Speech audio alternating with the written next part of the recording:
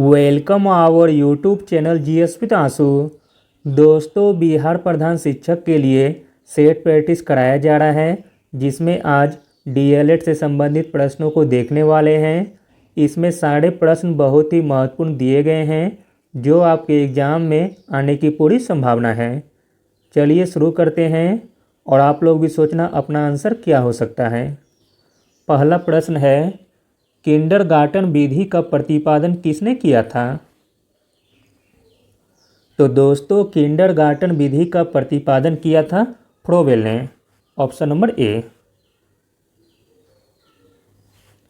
शिक्षण की किंडरगार्टन प्रणाली एक जर्मन शिक्षा शास्त्र फ्रेडरिक फ्रोबेल द्वारा प्रस्तावित है, जिसने 1837 में जर्मनी में पहला किंडरगार्टन स्कूल स्थापित किया। अगला प्रश्न है, निम्नलिखित में से कौन सी विधि एक तंत्रीय शिक्षण विधि है? तो दोस्तों, इसमें एक तंत्रीय शिक्षण विधि हो जाएगा व्याख्यान विधि। Option number A. व्याख्यान विधि यह शिक्षण की एक विधि है, जिसके द्वारा शिक्षक छात्रों को समझने में मदद करने के लिए तथ्यों, सिद्धांतों या संबंधों को समझाने का प्रयास करते हैं। यह एक तंत्रीय विधि है। अगला प्रश्न है, गतिविधि आधारित शिक्षण कक्षा को डैश बनाते हैं। तो दोस्तों, गतिविधि आधारित शिक्षण कक्षा को आनंदपूर्ण बनाते हैं।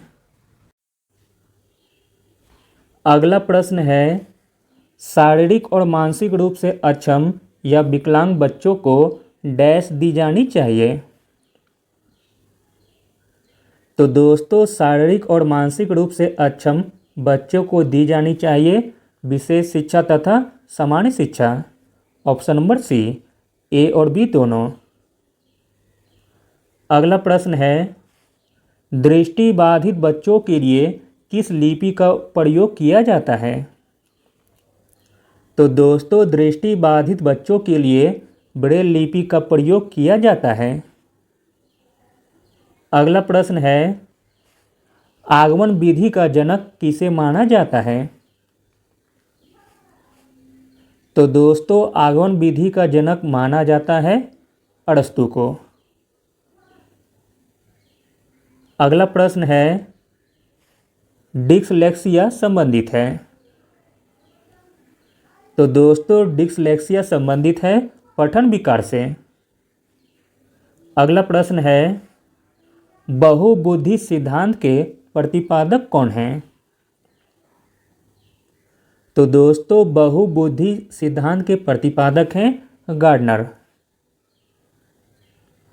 अगला प्रश्न है, शैशव काल की अवधि है। तो दोस्तों, शैशव काल की अवधि है जन्म से 2 वर्ष तक। अगला प्रश्न है, एनसीटीई का पूर्ण रूप क्या है? तो दोस्तों, एनसीटीई का पूर्ण रूप है national council of teacher education. अगला प्रश्न है, बुद्धि के बहुकारक सिद्धांत के प्रतिपादक हैं। तो दोस्तों, बुद्धि के बहुकारक सिद्धांत के प्रतिपादक हैं थॉर्नडाइक। Option number B. अगला प्रश्न है, शिक्षा मनोविज्ञान की उत्पत्ति का वर्ष कौन सा माना जाता है? तो दोस्तों, शिक्षा मनोविज्ञान की उत्पत्ति का वर्ष माना जाता है 1900 ईस्वी को। अगला प्रश्न है, बुद्धि लब्धि मापन के जन्मजातक कौन हैं? तो दोस्तों, बुद्धि लब्धि मापन के जन्मदाता हैं टरमैन। Option number B. अगला प्रश्न है, शिक्षण के आधार पर इसके कितने चर हैं? तो दोस्तों, शिक्षण के आधार पर इसके 3 चर हैं। अगला और अंतिम प्रश्न देखते हैं, सामान्य बालक प्राय किस आयु में बोलना सीख जाते हैं? तो दोस्तों समान बालक प्राय 11 माह में बोलना सीख जाते हैं। Thank you.